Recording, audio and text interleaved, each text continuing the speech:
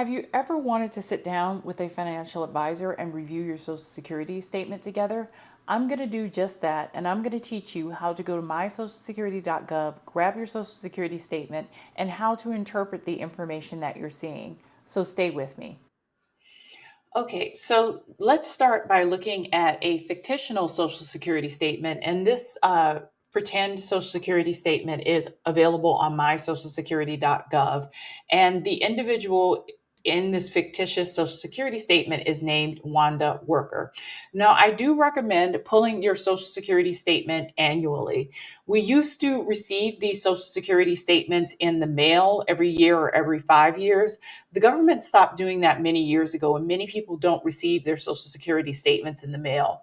There's a website, mysocialsecurity.gov, where you are supposed to be able to go and pull your Social Security information. I do recommend doing it annually because you want to keep on top of the information that is being reported, and you also want to keep on top of any errors. I have had clients who have found an error 15 to 20 years later. And when you find an error that long ago, it's virtually impossible to fix it. But if you find the error the same year that it occurs, you can get on top of fixing it very quickly and efficiently, and you can update the records. So, when do you go into the system and check this information? Shortly after you pay your taxes. Well, why? Because the Social Security Administration pulls their data directly from the IRS, and you want to make sure the annual information is updated. So if you pay your taxes on April 15th, wait maybe 2 weeks to May 1st and then pull your Social Security statement. If you pay your taxes in February, let's say you pay it February 1st, go February 15th and look up your Social Security statement. The information should be updated. So this person's name is Wanda Worker, and there's another date up here. This is a date that she actually pulled her statement, which is February 2nd, 2023. When I'm looking, the first thing I look at as a financial advisor at Social Security statements is I'm looking at the retirement benefits box. And specifically, I'm looking for this date. This is Wanda Worker's birth date. And you want to make sure that the birth date the Social Security Administration has for you on file is accurate. I have seen one statement in my career where the birth date was inaccurate, and we had to go through the process of correcting it. So the Social Security Administration can make mistakes. The reason why you want to correct this mistake as quickly as possible is because this impacts your retirement date. And if they have the wrong birth date in their system, they may have your retirement date as too late or too early. So you definitely want to look at that date. And every year you pull the statement, you want to look at that date to make sure it hasn't changed and it reflects your true birthday. The next thing that you want to look at in this box is this number here. Now, this is your annual returning based on the prior year's tax return. And this sentence here is very important. So the personalized estimates are based on your earnings to date and assume that you continue to earn, in this case, $54,489 per year until you start your benefits. So the point is, if the prior year was a particularly high earning year for you and maybe an anomaly, your Social Security statement may not accurately reflect how much money you're going to receive in Social Security. If it was an anomaly and that the earning year was low, same thing, it's going to affect these numbers. It's very rare that a person earns a same amount for many years forward until they retire. Earnings usually go up, sometimes they go down, sometimes they're sideways. But if you have the exact same number between now and retirement, that is an anomaly, and that is not how most people earn. So just know, if you earn more money over a career, you're going to get more money in Social Security. If you earn less money in a career, you're going to get less money in Social Security. And if you earn no money during a period of time, that will seriously impact your Social Security. And I will talk about that a little bit further into the explanation, but always read this box when you get your statement. Now, the next thing I want to quickly point out, Social Security, we think of Social Security namely about retirement and receiving Social Security retirement benefits, but there are other types of Social Security benefits.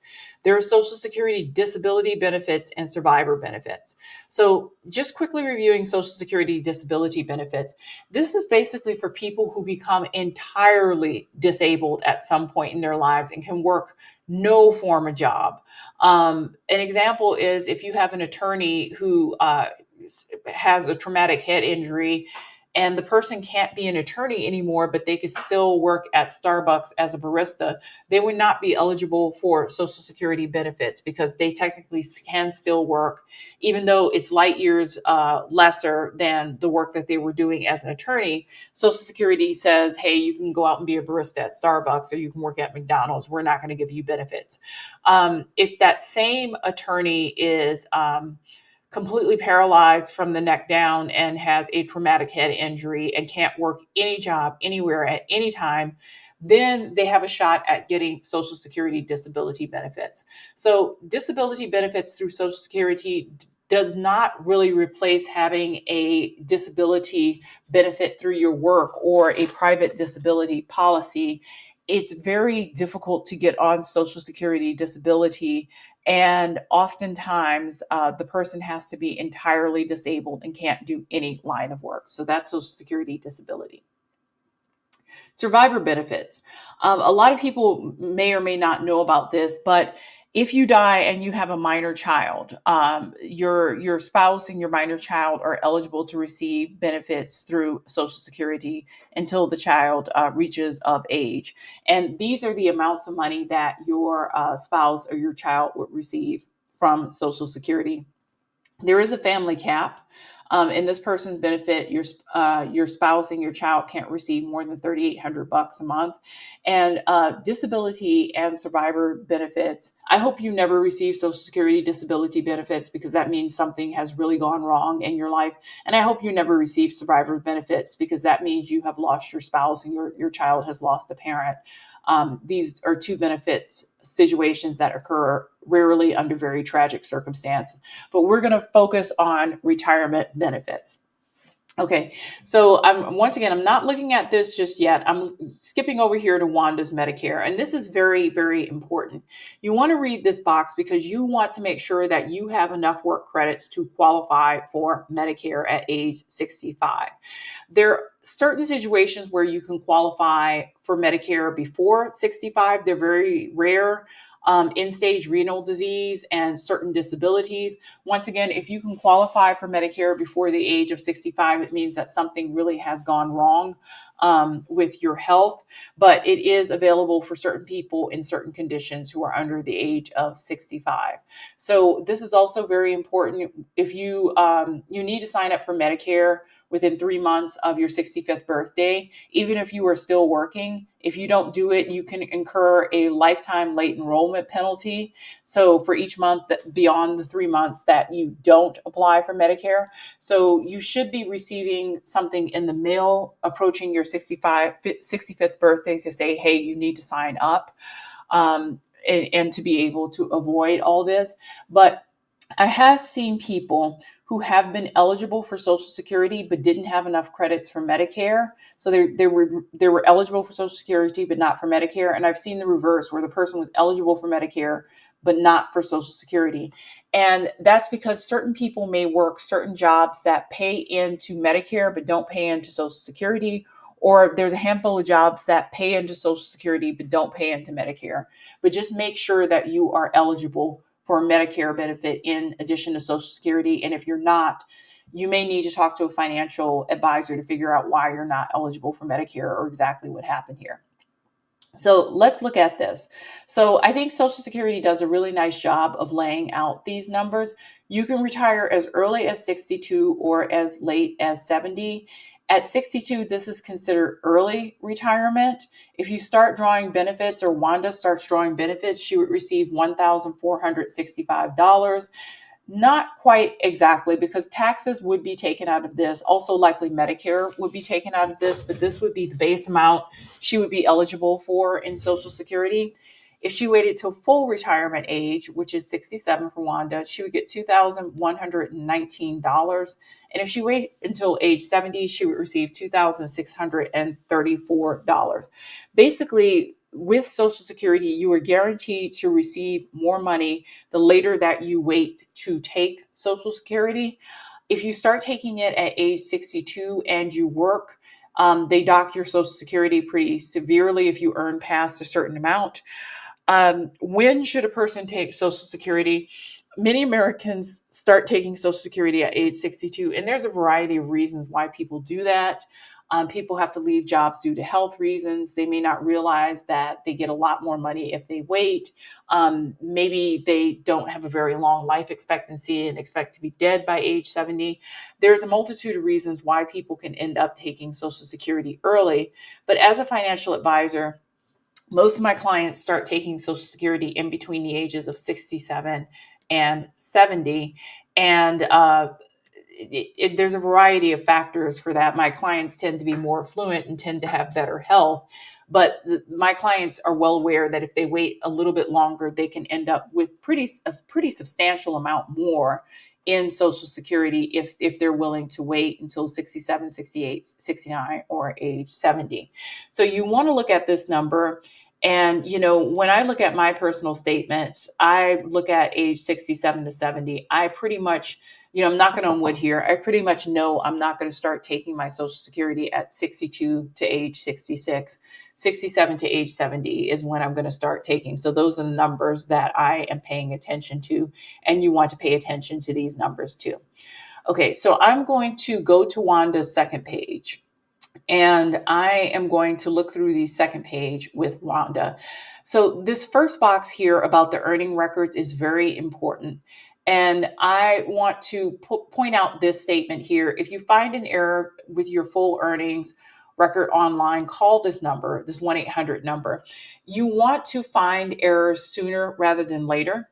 The client I was talking about who found an error 15 or 20 years later, it was an earnings error, and we couldn't correct it. We couldn't go back to 2003 because she didn't have her tax statements from those years. And oftentimes to correct an error, because Social Security is going to tell you they're pulling the information directly from the IRS.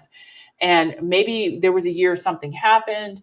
I'm always like a little bit suspicious about these years prior to 2010 because, they were just beginning to automate records and maybe things didn't translate over. Maybe someone skipped a number or something like that. But basically, if you have an error that occurred, especially before 2010, they're going to ask to see a paper copy of your tax return. And if you can't provide a paper copy of your tax return and the IRS doesn't have record of it, there may be no way to really correct your earnings history.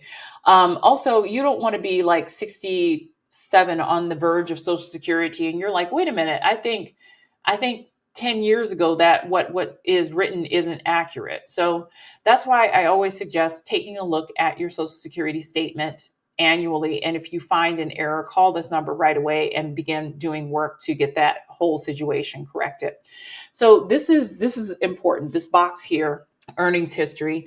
They started grouping decades of earning histories together before 2000, which is unfortunate.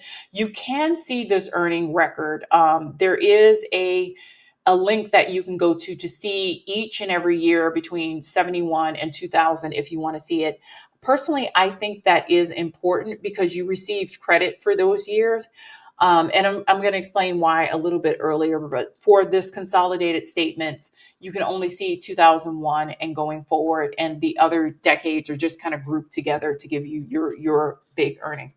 So I can tell that Wanda, even though she pulled the statement in 2023, she doesn't have recorded earnings for 2021, 2022, or 2023. And if I saw a client with this situation, I would say, what happened here? Wanda, have you paid your taxes or filed your taxes for 2021, 2022, and possibly for 2023? Wanda would probably say, hey, I'm behind several years in my tax reporting. And I would say, we need to get you paired with an accountant right away. And we need to get that up to date today in order for aid the IRS not to come back with fees, fines, penalties, and interest, but also to update your information with Social Security Administration. So when she files her 2021, 2022, and 2023 tax returns, she'll see that information here. It'll show up here. But in looking at the statement, I can tell that something went amiss, and I would have a conversation with Wanda about why this information hasn't been recorded. If she says, I don't know what happened here, I filed my taxes for 2021, 2022, and 2023. I would say, okay, we need to call this number right away because there's an error in the statement and that it's not being properly recorded by the Social Security Administration. So I'm looking back at her earnings history. Her earnings history is pretty healthy. She's been going up every single year. And in her latest year, 2020, that's on record, she earned $54,489. This column is for Social Security. This column is for Medicare. Yes, they can be different. And they can be different because there is a cap on Social Security earnings, where the cap on Medicare is something completely different. So, like, for example, on my statement, this column is lower than this column. And on many of my clients' statement, this column is lower than this column because I may have capped out for Social Security, but I haven't capped out for Medicare. So this in this example, they're in alignment but for some Americans, they're not, and that's not anything unusual or any error in the Social Security Administration's recording. That's simply because the person met the cap for Social Security, but hasn't met a cap for Medicare and is paying more Medicare taxes. Okay, but this isn't Wanda's case. Okay, you can see the total amount in taxes that you paid, and total amount that your employer paid, and total amount that your Medicare you've paid and your employer paid over your work history. Now, everyone always kind of glosses over this column, but it's really important. Um, you may have earnings from work that are not covered by Social Security or where you did not pay Medicare taxes. For example, out of grad school, I worked for the state of Louisiana for 2 years. The state of Louisiana opted out of Social Security some years ago.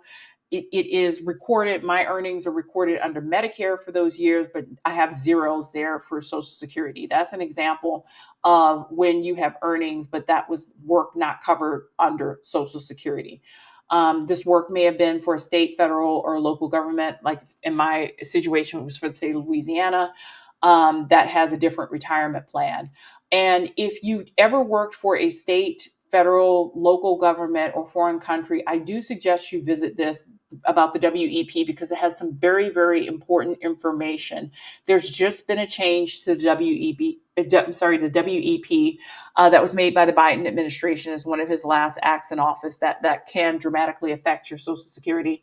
So if you ever worked for a state government or a foreign entity or a local government, go to this website right away and read about the WEP and the changes that the Biden administration made to that. Okay, so next thing is I go through some important things that the person should know about Social Security because we often don't know these things about Social Security, but they are very important. So Social Security says it from the jump. I like this. They're like, hey, Social Security benefits are not supposed to be your only source of retirement income. You need other savings. For many Americans, Social Security is their only source of income, and that needs to shift. Social Security for Americans that are retired now, it's their only source of income, it's barely sufficient, is going to be wholly insufficient in the future. So if that person doesn't have other savings, investments, or other sources of income, they're going to be living a subsistence living, probably not even in the United States, because whatever they're earning from Social Security is not going to be sufficient in the future and is barely sufficient now. This one is very important. A lot of people don't realize this. You need 10 years of work or 40 credits to qualify for Social Security benefits. You need to work 10 years to be eligible for Social Security benefits. Some people work abroad, and sometimes you can receive credits from working abroad. You also, if you are on the verge of being eligible, but you're not yet eligible for being for Social Security, you do want to watch the statement closely to make sure that you are eligible or that you become eligible and that your quarters of work are recorded. Each each quarter is 3 months of work. I have seen cases where people have left to work abroad and had like 37 credits. Um, they were almost at the 10-year threshold, so they had to come back to the United States and get a minimum wage job for 9 months in order to get those 3 credits for Social Security so they could get their Social Security benefits. They were not happy about that, like having to come back at age 66 and work, a minimum wage job to get your benefits is not exactly what people want to do, but that does occasionally happen. This is also something very important. Social Security is based on your highest 35 years of earnings. So if, let's say, Wanda decides to retire early, okay, she only has 30 years of earnings. She'll get a 0, 0, 0, 0 calculated in for 5 years, and that totally plummets your Social Security benefit. So remember, this estimate that you are receiving from the government right now assumes that for the next several years until you are age 67 or you start taking your benefits, that you were going to earn the exact same amount, in that Wanda's case, $54,489. And you're going to do that straight through until you retire. If you try to retire early without 35 years of earnings, it completely plummets your Social Security. This is part of the reason why early retirement is really, really difficult. It really craps your Social Security, and it's impossible to make up those years if you don't have a solid 35 years of earnings. Even if you do have a solid 35 years of earnings, when I started working when I was 15 or 16, I didn't earn that much money, even though I paid Social Security and all that good stuff and received credit for it. You may have to work a few extra years to erase those years of very low earnings off of your Social Security statements. So it's based on your highest 35 years of earnings in the workforce. If you have less than 35 years, you get a big fat zero, which reduces your benefit amount. You do receive a cost of living adjustment. They're saying that right here. This is an important one. If you were divorced and you were married 10 years, you may be eligible to claim benefits on your ex-spouse records. If your ex-spouse received benefits on your records, it does not affect you or your current spouse's benefit amount. I think this is going away. I think this is going to go away. This was to help people who may not have worked, but their spouse worked, and they were married for a long time and decided to divorce. That person, if they were a stay-at-home mom or stay-at-home parent, they would ordinarily be just out of luck. Social Security created a provision where that person can receive benefits. The problem with that is that you have someone who may not have an earning history of their own claiming based on their ex-spouse benefits. You have two people collecting the benefits of one. With the revisions coming up with Social Security, I think they're going to end this provision and say you have to earn Social Security based on your own working history. This is just more information about Social Security, and this is just telling you it's updated annually online. You can request it by mail, but I would just suggest getting it online for your statement, because you don't want this information coming in the mail, because if it is stolen, it has a lot of personal information. So there you have it. The information about Social Security and what Social Security looks like. Tell me what you think. If you have questions, let me know. And if you found this information useful, please like, share, and subscribe.